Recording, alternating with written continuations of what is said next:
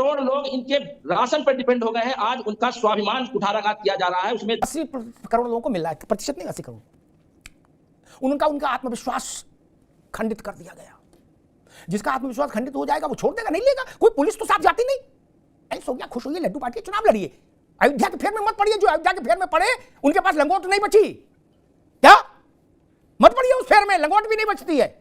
Hello friends, कैसे हैं आप लोग? उम्मीद करती हूँ आप लोग बहुत बढ़िया से होंगे। आप सभी का स्वागत है मेरे यूट्यूब चैनल सेक्युलर इंसान रिटायर्ड में। आज हम बात करेंगे एक ऐसे शानदार डिबेट के बारे में जिसमें कांग्रेस के प्रवक्ता विकास श्रीवास्तव ने बीजेपी पर आरोप लगाया है कि उनके पास कोई विशेष मुद्दा नहीं है, सिर्फ और सिर्फ मंदिर को लेके। अयोध्या के मंदिर के अलावा कोई भी उनके पास ऐसा मुद्दा नहीं है जिससे कि वो 2024 में चुनाव दोबारा से जीत सके। साथ ही उन्होंने आरोप ये भी लगाया है कि नरेंद्र मोदी ने बोला है कि अगले 5 वर्ष तक ही राशन और देंगे।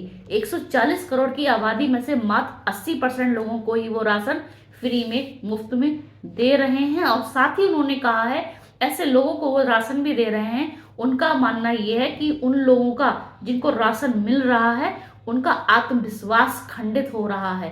5 वर्ष के बाद वो क्या करेंगे, ये सारे आरोप लगाते हुए वो बात करते हैं। इस पे गुस्सा आ जाता है अमिताभ अग्निहोत्री जी को। साथ ही वो उनकी बात को सुनते हुए बाद में उनकी बोलती बंद कर देते हैं। तो आगे ये वीडियो बहुत ही ज्यादा इंटरेस्टिंग है, आप वीडियो को पूरा देखिएगा, स्किप मत कीजिएगा, क्योंकि बहुत सारी ऐसी जानकारी जो हमें इस डिबेट के माध्यम से मिल सकती है। तो बिना देरी करे शुरू करेंगे आज का ये वीडियो।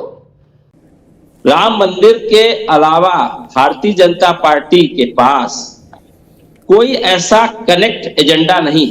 इससे ये प्रूफ होता है आधा अधूरा 40% बना मंदिर, गर्भगृह से काफी दूर बनाया मंदिर। संसद में हमारे नेता प्रमोद तिवारी जी ने इस बात को स्पष्ट रखा, सरकार के अंदर साहस होता अब तक सारी बात का जवाब दे दिया होता। इनके पास कोई जवाब नहीं है कि रामलला हम आए थे तो मंदिर कहां बना कर गए। और हमारे देश के करोड़ों करोड़ों हिंदुओं की आस्था है भगवान श्री राम पर। भगवान श्री राम की आस्था के नाम पर इस देश के 140 करोड़ लोगों को आप गुमराह नहीं कर सकते हैं, क्योंकि प्रधानमंत्री के स्वयं के स्टेटमेंट है कि हम 5 वर्ष तक और राशन देंगे। और कितने लोगों को देते हैं? भारतवर्ष की आबादी का 140 करोड़ आबादी में से अति पिछड़े, दलित और लोग 80% लोगों को राशन देते हैं प्रधानमंत्री। विज्ञापन देते हैं, उसका अरबों खरबों रुपया का विज्ञापन दे रहे हैं, अपने झोले पर फोटो लगा रहे हैं। 80 करोड़ लोग इनके राशन पर डिपेंड हो गए हैं। आज उनका स्वाभिमान कुठाराघात किया जा रहा है। उसमें पहले ये तय हो वो 80% में कितने दलित हिंदू हैं, कितने पिछड़े हैं।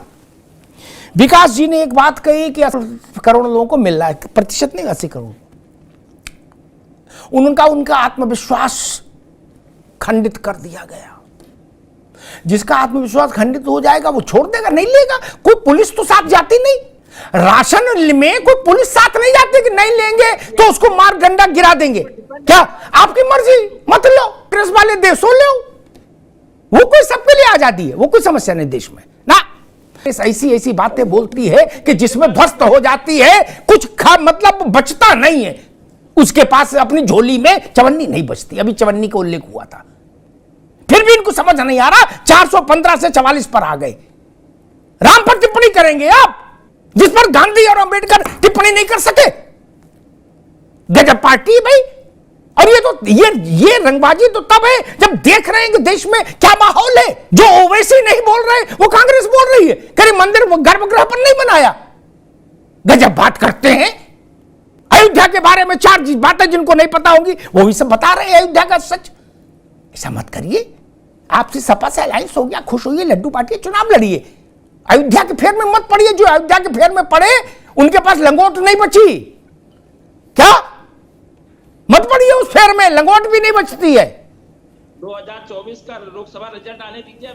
हम आप यही रहेंगे मेरे भाई। हमने 19 में भी आपसे यही सुना। अग्निहोत्री जी 19 का रिजल्ट आने दीजिए, फिर हम और आप बात करेंगे।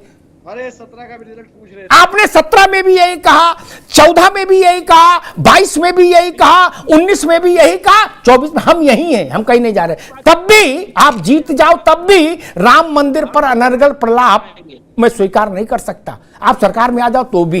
एहसन सिंह साहब, वो आपने सुन ही लिया भाई कांग्रेस क्या कह रही है। जी देखिए, वो चीजें हम स्पष्ट कर दें, बहुत कम समय मुझे भी जी। मैं कह रहा हूँ अमिताभ जी, देखिए हम ये बात करते हैं हमने मुसलमानों के लिए ये किया, कुछ पार्टियां कहती हैं हमने मुसलमान के लिए किया, मुसलमान के लिए किया, और हम मुसलमान की पार्टियां मुसलमान के लिए करते हैं, तो निश्चित तौर पे आप 80% को छोड़ देते हैं ये कहते हुए, और वही चुनाव आप हार जाते हैं, जिसका परिणाम अब दिखने लग रहा है कि सोए का माल तो कोई भी लूट लेता है, जब कोई जग जाए उसके माल को लूटने का कोई साहस करे तब तो पता चलेगा। एक लोकसभा में किसी ने सवाल नहीं उठाया, और भारत के सभी लोग जानते हैं कि वहां जहां पे वो राम जन्मभूमि का मेन चीज था, जिसके नाते वो चबूतरा था, वहां एक धर्म ध्वज गाड़ा गया, और जैसे जैसे मंदिर का निर्माण होता गया उस धर्म ध्वज को ऊपर करते रहे, चूंकि वो भारतीय जनता पार्टी, समाजवादी पार्टी, कांग्रेस का धर्म ध्वज नहीं था, वो धर्म ध्वज संतों के द्वारा गाड़ा हुआ था, और मंदिर वहीं पर बना है।